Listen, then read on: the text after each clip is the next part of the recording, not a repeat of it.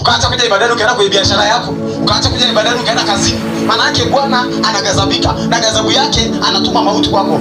Bwana Yesu asifiwe. Inawezekana ukaona hujafa kabisa, lakini tayari umeshakufa kiuchumi. Biashara yako haina kitu chochote. Bwana Yesu asifiwe. Na ilikuwa kwa hakuna chochote, ni magonjwa tu. Tayari hiyo mauti imeshafanyaje? Imeshafa. Kwa sababu leo mtu akiambiwa atakufa, anaona tu kama atakufa kabisa. Mpaka aondolewe uhai ndio atajua kama amefanya ameshakufa. Bwana Yesu asifiwe. Lakini watu wengi sasa tunatembea lakini marehemu.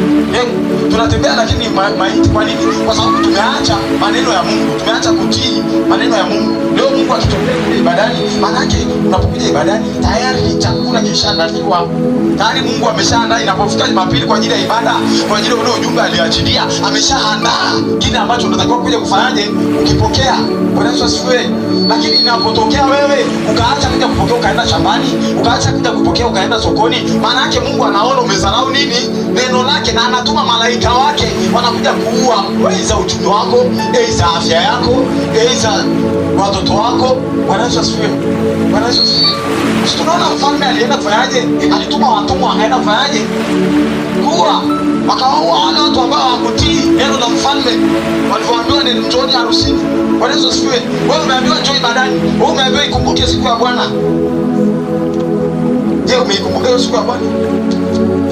Na baada ya kuacha kuikumbuka, nini kilikukuta? Bwana Yesu asifiwe. Kinachokumkuta huyo mtu baada ya kuacha kukumbuka siku ya Bwana ni mauti. Baada ya kuiacha ibada ni mauti. Baada ya kuacha neno la Mungu, kinachomkuta huyo mtu ni mauti. Na ndio maana ametoa mfano akasema, ufalme wa Mungu umefanana nini na mfalme aliyokuwa na harusi, akaalika watu wakaacha kuja. Walipoacha kuja, wakatumwa watu wakaenda kuwaua wale watu kwa sababu wameacha kutii neno la mfalme. Bwana Yesu asifiwe. Leo hii watu wangapi wameacha kutii neno la mfalme? Leo hii watu wangapi wanatangaziwa na watumishi wa Mungu wafunge ibada, wafunge kwa ajili ya maombi, wanaacha. Wewe unafikiri nini ambacho kilikuwa kinasemeka? Sijui.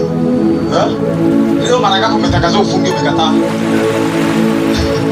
Bwana Yesu asifiwe. Maana yake pale katika kufunga ilikuwa tayari kuna vinono vishaandaliwa, kuna ng'ombe ishaandaliwa, kuna baraka zako ishaandaliwa, kuna uzima wako umeshaandaliwa. Lakini pale unapoacha kusikiliza neno la Mungu ndipo unaangamia. Ndio maana hata Biblia inasema katika kitabu cha Mhubiri, kila jambo na wakati. Kila jambo na wakati. Kama kila jambo na wakati wake, kuna wakati ambapo Mungu anasemezana na mtumishi wake kwa habari ya kitu fulani.